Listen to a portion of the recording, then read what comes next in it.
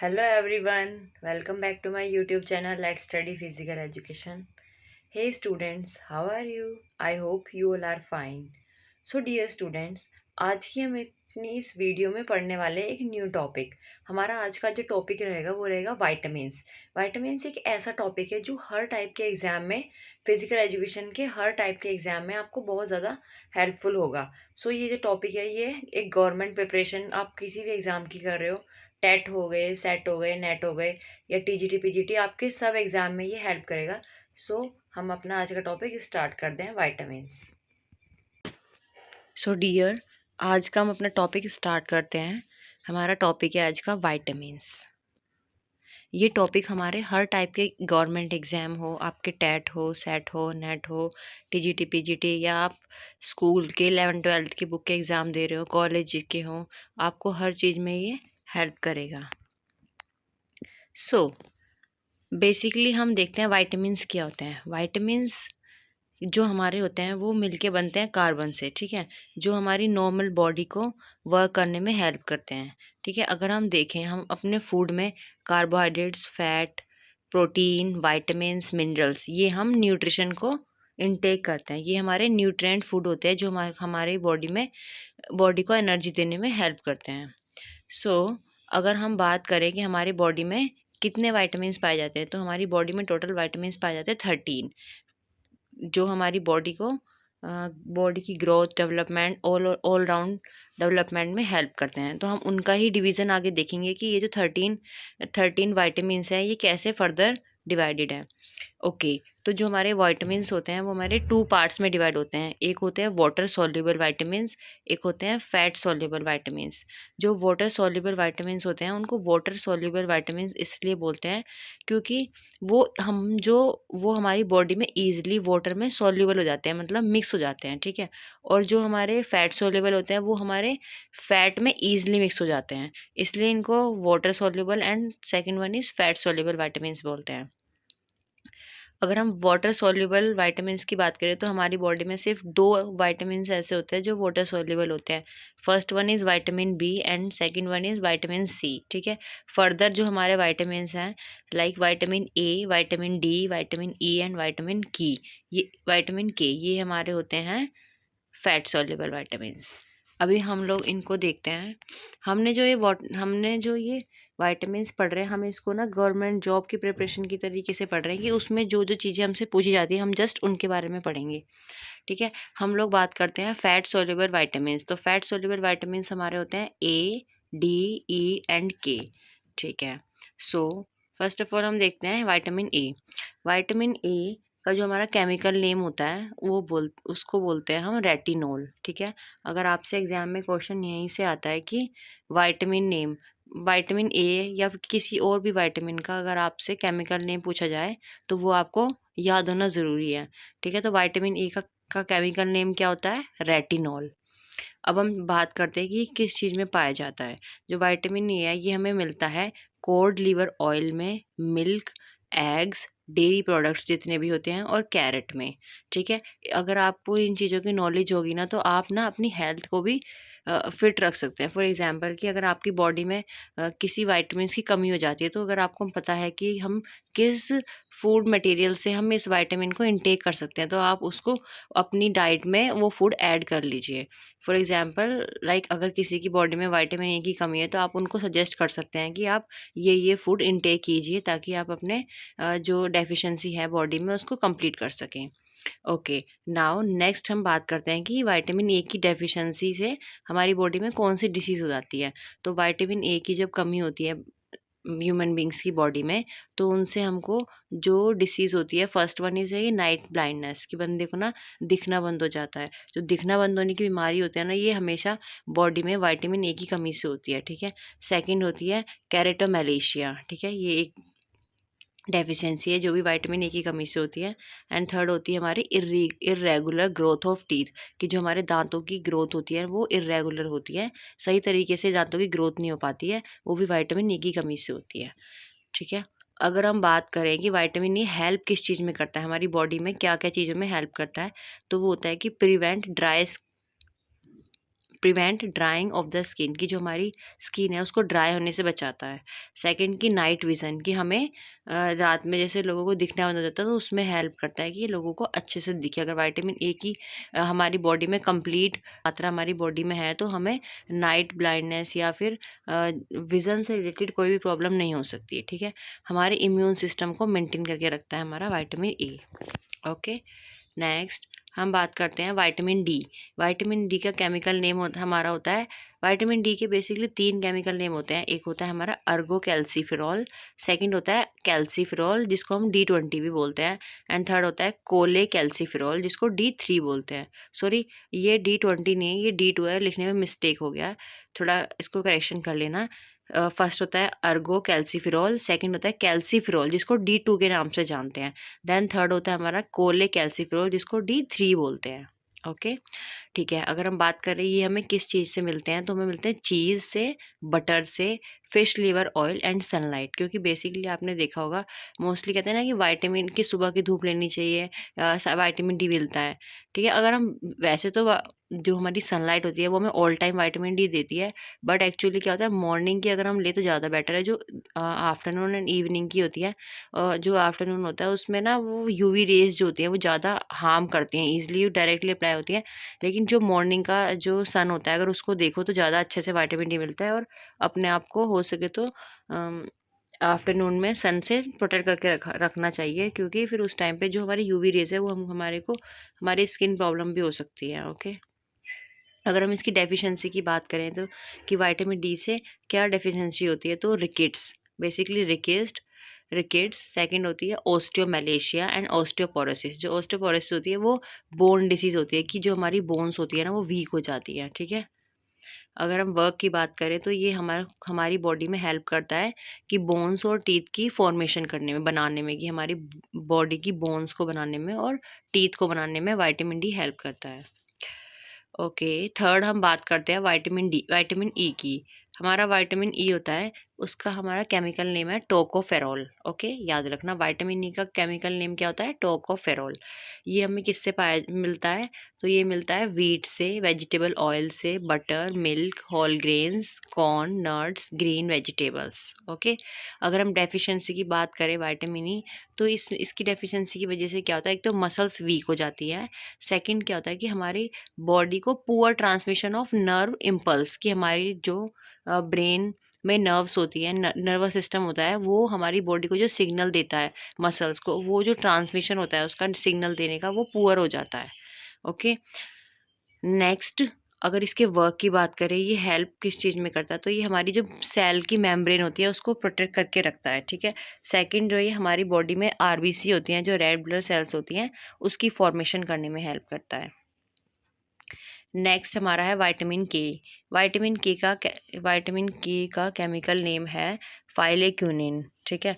और ये हमारा पाया जाता है कैबेज में, कॉलीफ्लावर, स्पिनैक, सीरियल, सोयाबीन्स, की जितने भी हमारे पत्ते वाली सब्जियां होती हैं और ग्रीन वेजिटेबल्स होती हैं उसमें हमारी विटामिन के पाया जाता है, ठीक है। इसकी डेफिशिएंसी से क्या होता है कि जो हमारी बॉडी में अगर कहीं पे चोट लग जाती है, जो ब्लड अपने आप को क्लॉट कर देता है ना, कि जैसे फॉर एग्जांपल अगर आपको घुटने या कहीं पे भी चोट लग जाए, ठीक है ना, ब्लड बाहर आ जाए, तो ऑटोमेटिकली क्या होता है ना, ब्लड की प्रॉपर्टी होती है कि वो वहाँ पे क्लॉट कर देता है, जिसे हम बोलते हैं ना कि खुरन जम जाता है ना, तो वो जो प्रॉपर्टी होती है, ठीक है, इसकी कमी से ब्लड की जो क्लॉटिंग होती है वो डिले होने लगती है, मतलब स्लो काम करेगा। सपोज करो आपको कोई आज चोट लगी है, अगर आपके अंदर विटामिन के की कमी है तो वो आपका जो घाव है ना उसको कंप्लीट क्लॉटिंग होने में ज़्यादा टाइम लग जाएगा। सब जो एक नॉर्मल मैन है उसको अगर 2 दिन में क्लॉटिंग अच्छे से हो जा रही है, उसका ईजिली जो उसकी इंजरी है वो ठीक हो जाती है, बट आपको उसके अकॉर्डिंग 4-5 दिन ज़्यादा लग जाएंगे, ठीक है, डिले हो जाता है। नेक्स्ट इसकी कमी से होती है हमारी ओस्टियोपोरोसिस, ठीक है, जो हमारी बोन वीकनेस हो जाती है जिसमें। अगर इसके वर्क की बात करें, ये कहाँ हेल्प करता है, तो ये हमारी क्लॉटिंग, ब्लड की क्लॉट करने में हेल्प करता है, क्योंकि इसकी कमी से ही ब्लड क्लॉटिंग में डिले होती है। तो अगर आप इसकी कमी पूरी कर लोगे तो आपकी जो क्लॉटिंग है उसमें अच्छे से ये हेल्प करेगा। नेक्स्ट ये हमारे थे फैट सोल्यूबल वाइटामिन्स। अब हम बात करते हैं हमारे वाटर सोल्यूबल वाइटामिन्स। हमारे वाटर सोल्यूबल वाइटामिन्स हमारे 2 होते हैं, एक होता है बी, विटामिन बी, सेकंड होता है विटामिन सी। जो विटामिन बी होता है ना उसके सब पार्ट्स होते हैं जिनको हम स्टडी करेंगे।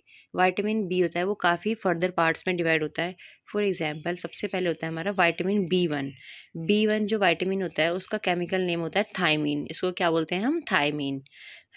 जो विटामिन बी 1 है वो कहाँ पाया जाता है? वो सी फूड में मिलता है, ईस्ट में, beans, nuts, meat and peas में। अगर विटामिन बी 1 की कमी हमारी बॉडी में होती है तो उससे होने वाली डिसीज़ को हम बोलते हैं बेरी बेरी। ठीक है। अगर इसके वर्क की बात करें तो ये हमारी बॉडी के डेवलपमेंट और ग्रोथ में हेल्प करता है। ठीक है। और इसका एक मेन फंक्शन है कि जो ये हमारी बॉडी में हम कार्बोहाइड्रेट्स इनटेक करते हैं उसको एनर्जी में कन्वर्ट करता है। ठीक है। हम जितना भी फूड खाते हैं, हम जितने भी कार्ब्स खाते हैं, उसको एनर्जी में कन्वर्ट करने का काम में हेल्प कौन करता है? Vitamin B 1। ओके। नेक्स्ट हम बात करते हैं विटामिन बी 2। अगर विटामिन बी 2 की बात करें तो विटामिन बी 2 को हम केमिकल नेम से क्या जानते हैं? राइबोफ्लेविन। ठीक है। ये हमारा पाया जाता है ईस्ट में, एग में, पीस में, मीट एंड मशरूम्स में। अगर विटामिन बी 2 की डेफिशिएंसी होती है तो हमारे जो लिप्स और स्किन होती है उस पर क्रैक्स पड़ने चालू हो जाते हैं, मतलब जैसे होता है ना, फटने लगती है। ठीक है। लिप्स और आपकी स्किन फटने लगती है। सेकेंड डिसीज होती है सिलोसिस एंड थर्ड हो जाती है डर्मेटिटिस। ठीक है।